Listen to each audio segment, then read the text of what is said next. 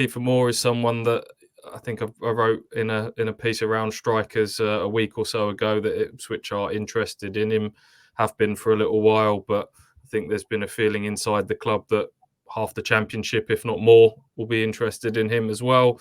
And the Athletic reports that Ipswich and Sunderland are the first to make the move formally, have put in a loan offer for him.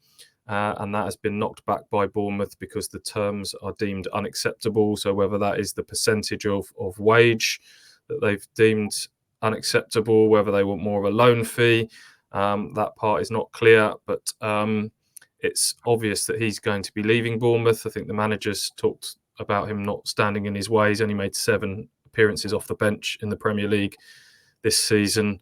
So we shall see. Ipswich have got lots of money from their American owners. We know that, but they are also working within financial fair play parameters. If you look back to a few before the window opened, I think it was the Sun that reported that Ipswich had a budget of around £3 million for a striker, with around 15k a week in wages. From some of the inquiries I made off the back of that suggested to me that Ipswich did have a little bit more wriggle room than that they could push a bit more beyond those parameters, but probably not wildly beyond that.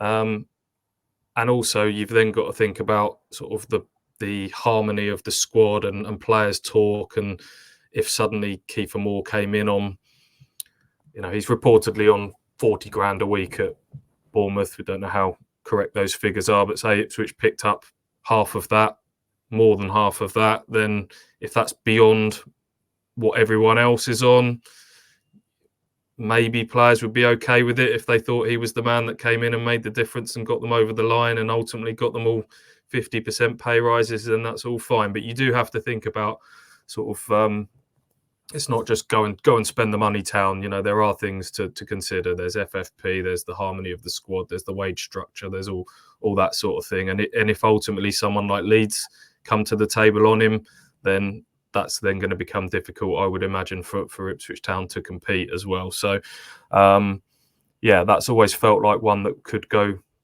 towards the latter stages of the window with Kieffer Moore. Maybe Bournemouth are waiting, I think, for Anton Semenyo to come back from AFCON. An interesting situation around Kieffer Moore. Who would have thought, if you'd have said back in 2017 that he would be the man to come back on a potentially sort of the white knight coming to save the day midway through a season in the Championship. Back then, you'd have been laughed at when he wasn't particularly good, was he, during those handful of substitute appearances? So, interesting situation. Indeed. I'm going to slap myself on the wrist there because I've made a note of all the notes of the plan for the pod, and I had put the Athletic reports, but for some reason in that moment my mind went blank and I just had to say who's do. But yeah, Kieffer Moore, 11 sub appearances back in 2017. It was such a random signing because I think he signed from Forest Green when he was on loan at Torquay United. Obviously he left us and he's gone on to become a Welsh international, played in the Premier League. AJ, your thoughts on this one, Kieffer Moore? As Stu said, the harmony of the squad, the big wages and stuff, but he has proven he can score at this level, and there's a lot of suitors for him. I think he's the perfect short-term fix for a short-term problem, isn't he? Because you're looking at a player in George Hurst who's going to be out for the rest of the season. If you can bring someone like him in for the rest of the season to try and push you towards the Premier League, I think it's pretty much perfect. You're bringing in someone with great pedigree who, I don't need to sit here and talk about his physicality and the different bits that he brings in terms of holding up the ball, in terms of shrugging off defenders, in terms of being quite a good finisher.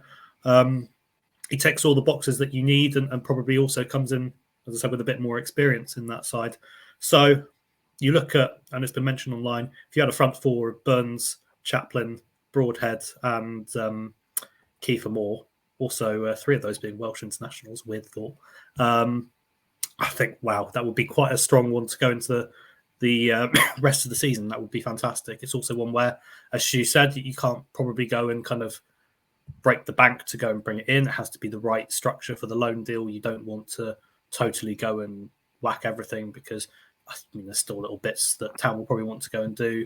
Will there be a second striker? You'd say so. Will there be something else potentially, as we'll get on to? So it's about finding the right balance with that. But in terms of ticking the boxes, and it's one of the things that Kieran McKenna said, you want to try and tick as many boxes as possible, albeit you can't always do that. It feels quite perfect. And with his age as well, is he a long-term option? Maybe not. Depends where Town end up beyond this season. So there's always that aspect to it as well. But knowing that you'd have him until the end of the season, knowing that you'll have George Hurst back towards the end, or at least for next season, it just kind of feels like the pieces of the puzzle fit in quite nicely. It's just a case of making sure it's a realistic deal to happen, because there's going to be a lot of competition, a lot of teams with big money, and a lot of teams who maybe have a little bit more wiggle room with FFP. If they can make it work, I'd say it's pretty perfect.